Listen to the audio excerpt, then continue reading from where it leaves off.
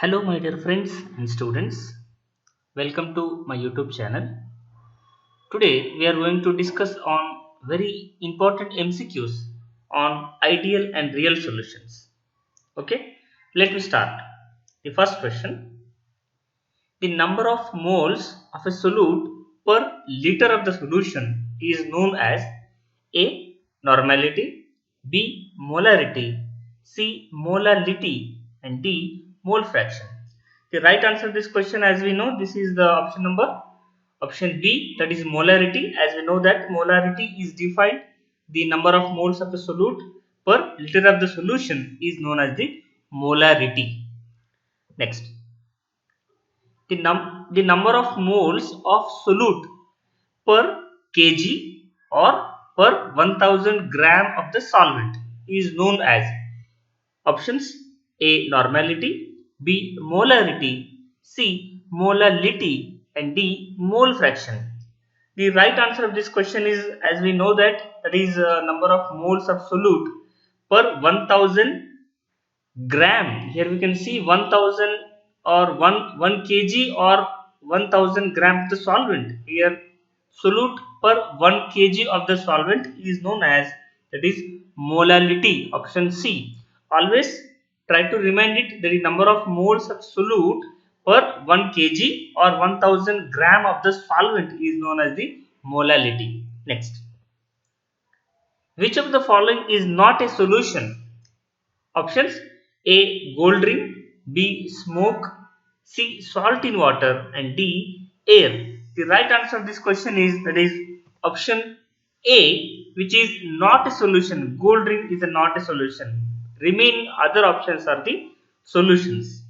Next, the unit of mole fraction. The unit of mole fraction is options: moles per second, moles per liter, liter per mole, and option D, dimensionless or unitless. The right answer of this question, as we know that mole fraction is always, that is dimensionless or unitless, because the here we can say the mole fraction is defined number of moles of a particular solute divided by the total number of moles, means moles divided by moles, it always becomes the neutral, that is unitless, that is dimensionless. In a solution, the interactions of solute solvent is similar to that of solute solute and solute solvent is known as A. Ideal solutions, B. Non-ideal solutions, C. Real solutions, and D. All of the above. So right answer is, as we know that always the interactions of solute solvent are exactly similar to that of solute solute, and solvent solute is known as the ideal solutions. Option A is the right answer. Next, Raoult's law is applicable for dash solutions: A. Real solutions, B. Ideal solutions, C. Non-ideal solutions, and D. Both A and C. So right answer is option B, that is ideal solution. Always remember it. Raoult's law is applicable only for ideal solutions. Next, which of the following shows negative deviation from Raoult's law? This is very important question. Which of the following is shows negative deviation from Raoult's law? Options: delta H mixing is equal to 0, delta H mixing is greater than 0, delta H mixing is less than 0, delta H mixing is less than or greater than or equal to the 0. As we know that whenever the ideal solution they shows the some solution shows the deviation, whether it is positive or negative deviations, those such solutions are called as the, that is real solutions. In this case, this shows the negative deviation from Raoult's law, it must be the, that is option C, having delta H mixing is always less than 0. Those solutions becomes shows the negative deviation from Raoult's law. Next, which of the following correctly represents the Henry's law? Correctly represents the Henry's law. Options: KB is equal to PB plus NB, B. NB is equal to PB into KB, further KB is equal to PB into NB, and option D, PB, that is partial pressure of B is equal to KB into NB. Here we can see here, that is PP is equal to partial pressure of the solute, KB is the proportionality constant, NB is the mole fraction of that of solute. So right answer of this question is option D. Pb is equal to proportionality constant multiplied by the mole fraction of that particular solute.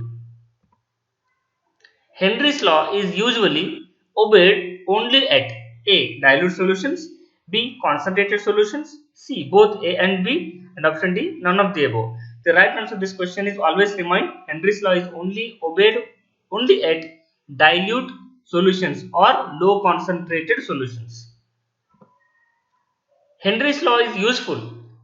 Options: option A, estimation of concentration of methane, estimation of concentration of CO2 in blood plasma, C, used in the groundwater treatment, and option D, all of the above. So right answer to this question is, here we can see Henry's law is always useful in all these things, that is estimation of concentration of methane, estimation of concentration of CO2, and used in the groundwater treatment. So therefore option D is the right answer we can use for all these purposes. Next. Azeotropic mixtures are options: boils at different temperatures, constant boiling mixture, mixtures of two solids, and boils at CST, that is critical solution temperature. Right answer to this question is option B. Azeotropic mixtures are constant boiling mixtures. Azeotropic mixtures are always constant boiling mixture. Next, two layers of solutions coexisting with one another are called as A. Homogeneous solution, B. Conjugate solution, C. One phase solution, and option D. Both A and C. So right answer to this question is, that is option B. Conjugate solution. As we know, when two different layers are coexist with each other, called as the conjugate solutions. Next, the temperature at which two partially miscible liquids becomes completely miscible is known as absolute temperature, triple point temperature, critical solution temperature, and eutectic temperature. This is the question where the temperature asked. This temperature, there is different options are given. Here the partially miscible liquids becomes completely miscible is known as, that is critical solution temperature. Option C is the right answer. That temperature is known as the critical solution temperature. Next, the phenol water system is an example of,